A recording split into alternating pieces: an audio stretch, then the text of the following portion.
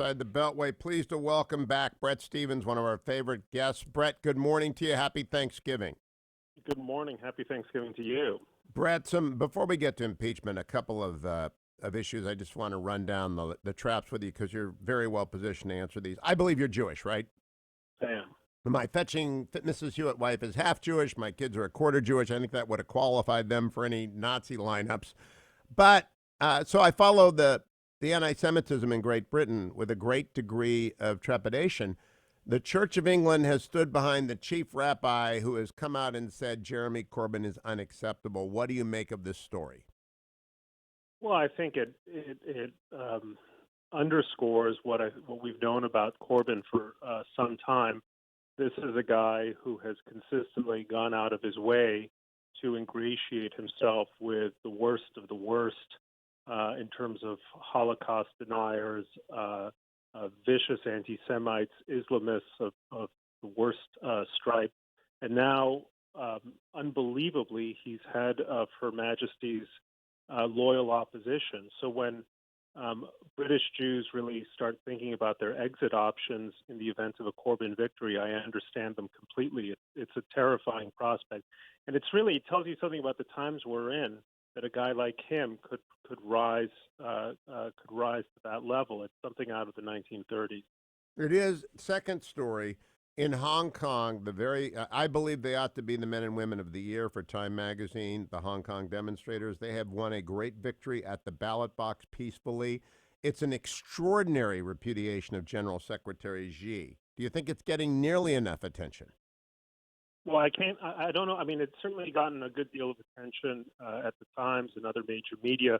I think it's a story that resonates beyond Hong Kong or even China itself, because it's really, in a sense, a reminder that what happened in 1989, that is to say, the tearing down of the Berlin Wall, the struggle against tyranny, that work is unfinished, and that those yearnings for political freedom, for human freedom, for religious liberty and spiritual freedom, all of those are kind of central to the human condition. They're not simply a historical artifact. So I find the people of Hong Kong extraordinarily inspiring. I agree with you. It's quite frankly, the entire Nobel Peace Prize should have gone to the protesters of Hong Kong. Good idea. That would have sent a message. I mean, it won't happen again for another year, but they really were the true champions of the human spirit in this year. Absolutely true. Maybe next year, maybe the Time Magazine cover is just a beginning. Then to Israel, where Netanyahu is cornered. I remember well waking up one morning and seeing Margaret Thatcher had been tossed out by her party and being stunned that the Iron Lady could be collapsed from behind. Is someone going to take Netanyahu out at the knees? Well, look, I mean, it's a bit of a complicated story. You do have a prime minister under indictment, which is that's quite a stunning development, and one who has repeatedly failed in two successive elections, back-to-back elections, to form a government. So if you're a member of his party, the Likud party, it's quite natural you're going to start thinking that this is not the guy who's going to take you over the top. And the opposition party in Israel, the major opposition party known as Blue and White, these guys aren't exactly a bunch of leftists. They're led by two former army chiefs of staff. So I think Israel is finding its way politically. It's I like to joke, Hugh, that Israel is a country with a superpower consideration, or the geopolitical considerations of a superpower, the politics of a big city, and the personal animosities of a shtetl, and it's really playing out. It's really playing out there now. Remember, the country's 9 million people. It's about the size of New York City, plus nuclear weapons. So yeah, I hadn't heard that. Is that joke a good joke? Whenever someone hadn't heard it before, that's a no. good joke. I claim ownership of it, although you're free to use it at will. Okay. Well, let me quickly one last around the horn. Boris Johnson is campaigning like a whirling dervish. He's gone up to Scotland and he's rallying the Scots to his side. He's rallying the country. He's reciting the Iliad in 10-minute chunks in its ancient Greek. He is a force majeure in politics of the sort we've long wanted. Ebullient, forward-looking, optimistic. A recipe here for the rest of the world, Bret Stephens? Well, I'm a fan of Boris. I wasn't always. but I don't see how you could not be a fan. I mean, what are the options? Jeremy Corbyn? Are you kidding? He was a tremendous mayor of London. Look, he's a complicated character.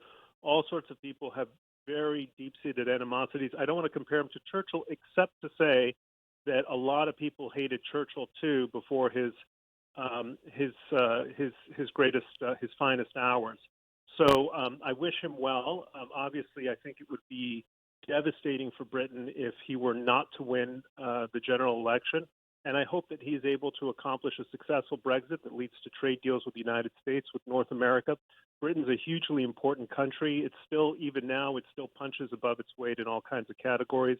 And no one should want the decline of a great ally and a great democracy. So, Bret Stephens, we have walked down the radio road this morning, arm in arm, on Netanyahu, on Boris Johnson, on Hong Kong, on a variety of issues. Now we come to the impeachment of the president, and we must unlink arms. Because not only do I not see an impeachable offense, I don't see any offense at all. You, on the other hand, have written this week, Donald Trump ought to be impeached and removed from office. I have one major question, really just one. And it goes to your colleague Ken Vogel's work along with David Stern on the 11th day of January 2017, headlining in the Politico, Ukrainian efforts to sabotage Trump backfire. Kyiv officials are scrambling to make amends with the president-elect after quietly working to boost Clinton. Donald Trump wasn't the only presidential candidate whose campaign was boosted by officials of a former Soviet bloc country. Ukrainian government officials tried to help Hillary Clinton and undermine Trump by publicly questioning his fitness for office. They are also disseminating documents implicating a top Trump aide in corruption and suggested they were investigating the matter, only to back away after the election. And they helped Clinton allies research damaging information on Trump and his advisors, a Politico investigation found. Goes on to detail the efforts of Ms. Chalupa. Ken Vogel has not, correct me if I'm wrong, repudiated any of this reporting. Has he, Bret? As far as I know, no, he has not. And so, to me, the predicate has always been this story, that the president entered into office knowing that knives had been thrown at him by people in Kyiv, and that the investigation into where those knives came from and why they were intended is a legitimate subject, not just for him, but for the United States national interest. Tell me why I'm wrong. Well, I mean, you might very well be right, but that's not what we're talking about, is it? I mean, that's not the basis of the impeachment inquiry. I think it's very much the predicate for the impeachment inquiry. That well, the impeachment inquiry has to do with the efforts by the President of the United States to, in effect, extort a foreign ally from by denying him congressionally mandated aid or impounding that aid for the sake of his political benefit and to besmirch an opponent over rumors. And by the way, at the issue that President keeps pushing is the CrowdStrike story, right? It's a separate conspiracy story, but that's not really the larger. I mean, in a sense, I think we're losing the forest for the trees. You know, the trees might be what exactly transpired or what the president intended to do with respect to, you know, extracting useful information from Ukraine for the sake of his political benefit. The argument that I made is that we are undergoing a process of what I call Ukrainianization. It used to have a very different connotation. Ukrainianization of American politics, in which politicians talk about locking up their opponents. That's actually something that happened in Ukraine.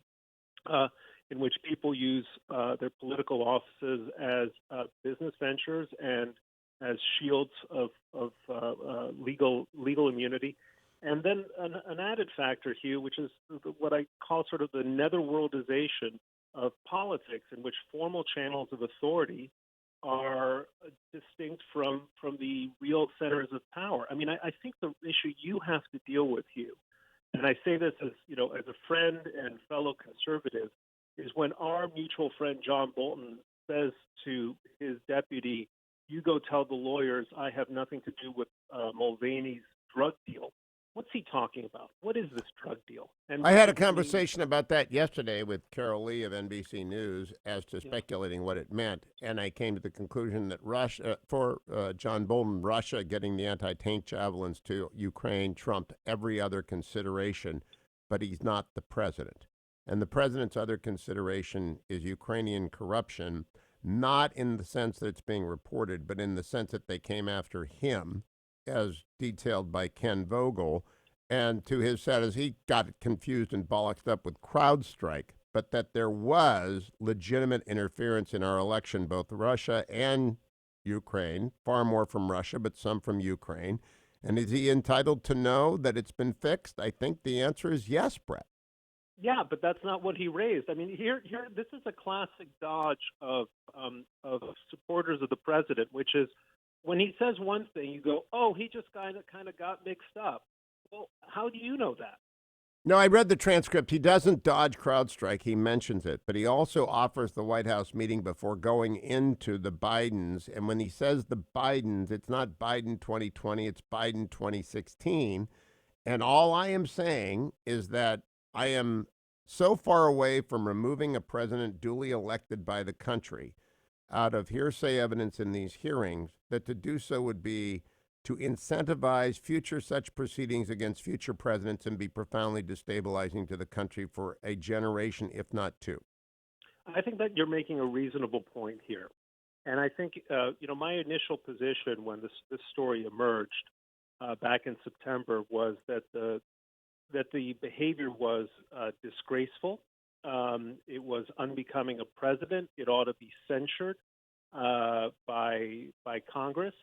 But that impeachment was a bridge too far. At some point, I think it's when Mulvaney gave his infamous press conference that my mind really began to shift. But I don't hear anyone on your side of this argument. And this is I'm on. We're friends. I'm asking you this sincerely.